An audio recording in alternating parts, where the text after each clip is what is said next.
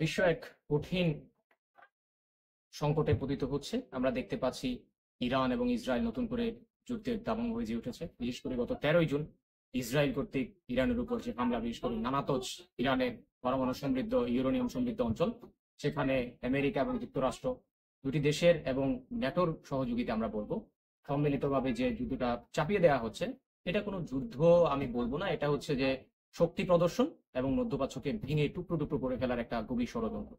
তারই অংশ হিসেবে ইরানের বিপ্লবী রেভলিউশনারি গার্ডের প্রধান হুসেইন সালামিকে তারা হত্যা করেছে, যেটা শুরু হয়েছে কাসেম সুলাইমানি হত্যার মাধ্যমে এবং এটা চলমান রয়েছে।